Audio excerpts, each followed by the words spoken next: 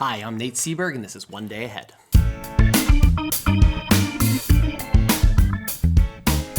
Welcome to One Day Ahead to Kill a Mockingbird, Chapter 1. Here we dive into a summary and analysis of Harper Lee's 1960s classic. If you're an educator, check out my teaching unit. It's got everything you need, link below. As ever, these are not spoiler-free videos. If you want to experience this story without spoilers, go read it. But if not, well then slap Boo's house and run like hell, because it's time to dive into Chapter 1.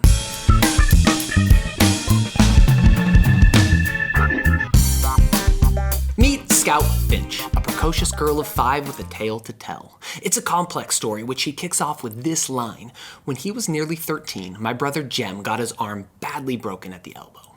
Jem Finch is 4 years Scout's senior and her only sibling. Scout and Jem argue on the first page as to where to start this little tale, which will end with that broken arm. After some initial disagreement, Scout elects to go back 119 years, which is maybe a little excessive. None of what happens on the next 2 pages is indispensable. We get some wide lens background on the Finch forefathers, find out that their ancestors owned slaves, and have been in the South long enough to have lost everything during the little disturbance between the North and the South. Most of my viewers, and there are not a lot of you, are from the States, but for my huge fans all over the globe, both of you, the South of the US was the cradle and eventual epicenter of the African slave trade, at least in the States, dating back to even before we kicked out the British and founded America. Yay, us. The British part, not the slavery. That sucked. That little disturbance Scout mentioned was our Civil War. Here we say the Civil War, but I recognize there have been others. So we are talking some real deep background here. It gives us the big picture, which is fine, but the real legacy of these first few pages is that they serve to drive legions of high school kids to quit right here. Because they never really wanted to read this book in the first place, these pages kind of suck, and so they turn to the internet for summaries. And to those viewers, many of which are my own students, allow me to say, welcome. Don't forget to like and subscribe. From this wide lens, things do start to narrow. We quickly meet the stalwart hero and 1960s literary heartthrob Atticus Finch, the moral backbone of the text and Jem and Scout's father. He is a lawyer in the quaint, sleepy little southern town of Macomb, Alabama, the seat of Macomb County. Before you go running to a map, Macomb County is fictional and probably meant to represent all small southern towns of that era. What era? Glad you asked. On page 6 we get this. There was no hurry, for there was nowhere to go, nothing to buy and no money to buy it with, nothing to see outside the boundaries of Macomb County. But it was a time of vague optimism for some of the people. Macomb County had recently been told that it had nothing to fear but fear itself. Let me assert my firm belief that the only thing we have to fear is fear itself. This slight misquote comes from the first inauguration of Franklin Delano Roosevelt in 1933. Not to be confused with his second inauguration in 1937, third in 1941, or wait for it, fourth in 1945. Jeez, that guy was president for a minute. So, 1931. That means we are in the grips of the Great Depression. Unemployment is skyrocketing. Stock markets and mini stock traders are plummeting. Oh, that's a dark joke. I'm gonna leave it in. We find out that when Atticus initially passed the bar, he set up his law office in the Macomb County Courthouse, but he quickly developed a profound distaste for the practice of criminal law after he was unable to convince his first 2 clients who had committed murder to plead guilty in return for a lesser sentence. Instead, they insisted that the son of a bitch had it coming to him was a good enough defense for anybody. It wasn't, they hung, and Atticus switched to civil law. Up next, we meet Calpurnia, the Finch family cook and caretaker of the children. Scout says Calpurnia was something else again.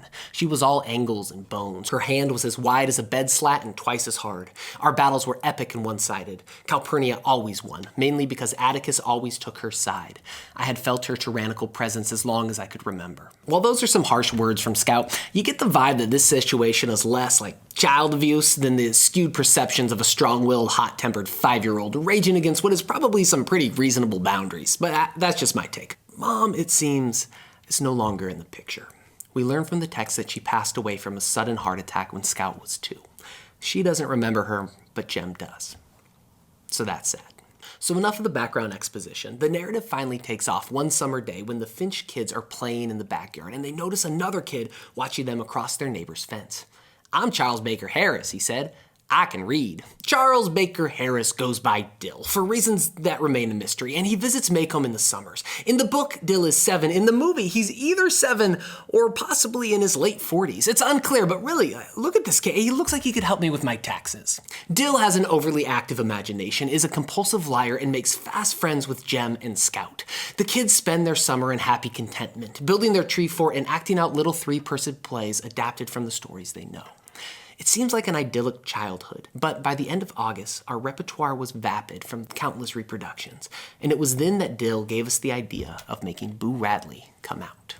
So Boo has quite the story, and Scout spends the next 6 pages telling it. Boo is a recluse. In fact, Scout has never even seen him. The Radley house stands just down the street from the Finches, and Scout's description of it tells you enough for you to catch the vibe. The house was low. Was once white with a deep front porch and green shutters, but had long ago darkened to the color of the slate-gray yard around it.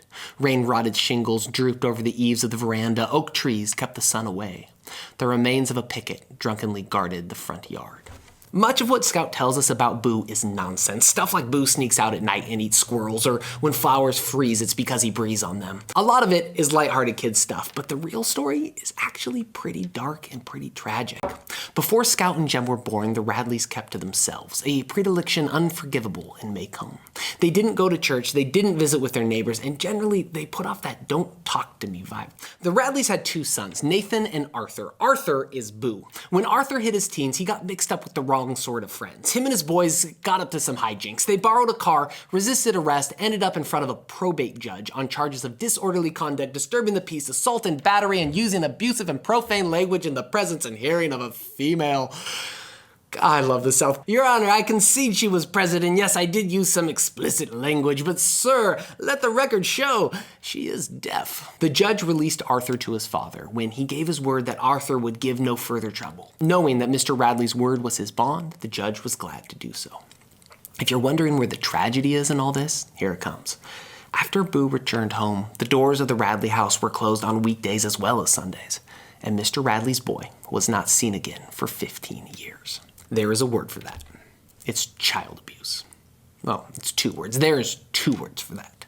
So why was he not seen again for 15 years? Because it is after 15 years inside that house that Boo quite unexpectedly drove a pair of scissors into his father's leg, withdrew them, and then went right back to cutting up the newspaper like nothing happened. And here's my take. Good. Sometime later, Mr. Radley passes away. Not from the leg wound. And Boo's older brother Nathan moves home, takes charge of the house, and things continued in much the same manner. Boo stayed inside, and life carried on. So after that little regression, we get back to the kids and the action. Dill dares Jem to knock on Boo's door. It takes a couple of days of prodding, but the kids finally cross to the corner in front of the house. Jem mulls it over for so long that Dill makes a minor concession. I won't say you ran out on a dare if you just go up and touch the house. They move closer, this time stopping at the fence. Finally, he makes his move. Jem threw open the gate and sped to the side of the house, slapped it with his palm, and ran back past us, not waiting to see if his foray was successful. Dill and I followed on his heels, safely on our porch, panting and out of breath. We looked back. The old house was the same, droopy and sick, but as we stared down the street, we thought we saw an inside shutter move. Flick. An almost invisible movement. And the house was still. And that is chapter 1. So each chapter, we are going to explore the themes and characters by going just a step or 2 beyond what's on the page. This is Deep Dive Quotes.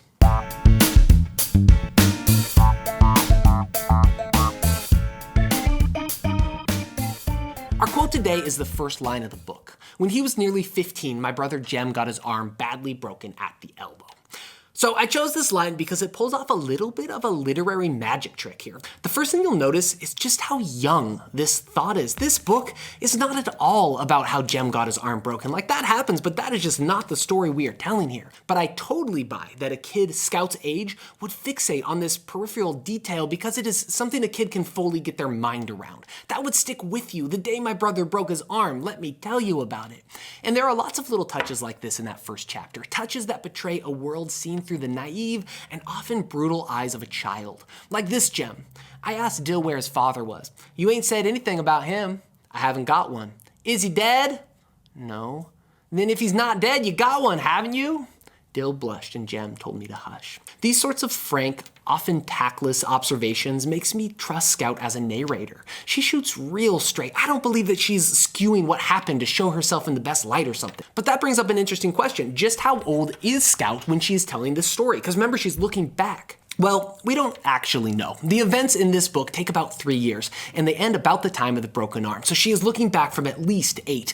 But I find it interesting that Lee never explicitly tells us. By keeping Scout's narrator age vague, Lee can have it both ways. All the innocence and wide-eyed naivety of an observational child, delivered with the sharp vocabulary and precise descriptions of an adult writer. The first line quietly establishes that dual narrative structure that we will ride all the way to the end. Adult vocab, child eyes. Our next quote, "But by the end of August, our repertoire was vapid from countless reproductions, and it was then that Dill gave us the idea of making Boo Radley come out." So let's talk about Boo. The first thing you need to know when we talk about Boo is that we are never really talking about Arthur Radley, like the human being. He's almost not even in this book. He's going to appear one time at the end, and he says literally one thing. It's, "Will you take me home?" Which is really kind of funny from a guy who spent upwards of 20 years being at home. Like, do you want to see the sun? You're probably vitamin D deficient. No, I want you to think of Boo Radley like a barometer for Scout's ability to empathize with others. Let me back up. This book isn't about Jem's broken arm. At its most basic level, as simple as I can put it, here it is. This is a book that traces a little girl's first encounter with evil. That is what we're doing here. We are watching Scout attempt to navigate being robbed of her innocence while trying to keep a hold of her innate goodness. And how does she do this? How does she survive her first brush with the evil of the world? How does she open her eyes to the darkness of humanity while somehow miraculously maintaining a simultaneous belief in the fundamental goodness of people without resorting to hate or bitterness or anger? The answer, the key, the silver bullet, here it is, empathy. Atticus will teach her empathy, the ability to climb into someone else's skin and walk around in it. In a sentence, this is about a little girl who loses her innocence to evil, but is able to hold on to her goodness through powerful, wholehearted empathy. And for a kid like Scout, in a place like rural Alabama, in a time like the 1930s, losing innocence while retaining goodness is threading a needle. All around Scout throughout this text, we will encounter figures in the town who are like representations of exactly what could go wrong here. She will meet characters lost in bitterness, those who cling to the past, those who cling to family status and social hierarchy, those who voyeuristically enjoy the human drama, those who loudly do good for people on the other side of the world while supporting flagrant injustice at home, and those who live a lie in order to avoid the fight for equality altogether. And lest we forget, this is 1930s Jim Crow, lynch-happy, separate and definitely unequal segregation today, tomorrow, forever Alabama. She could easily slip into step with her neighbors who are pleasant, sweet, and quietly racist. Seriously, indulging in hate and bigotry is like borderline a natural option for Scout. So let's get back to Boo. Scout's descriptions of Boo are like a barometer for her ability to empathize. Watch as the story progresses, as she matures, how he becomes less and less of a character and favorite plaything for her exuberant imagination and becomes more and more of a person with a story, transitioning from someone she exploits for fun to someone she ultimately is moved to protect. By the end, she will call him Mr. Arthur. And that's chapter 1. Thank you for watching. Don't forget to subscribe, like, check out my teaching unit and my other stuff. Next week, we turn to chapters 2 and 3, where Scout goes to school, checks up on the stock markets, and beats up a boy. It's a lot to like there. All that and more next time on One Day Ahead.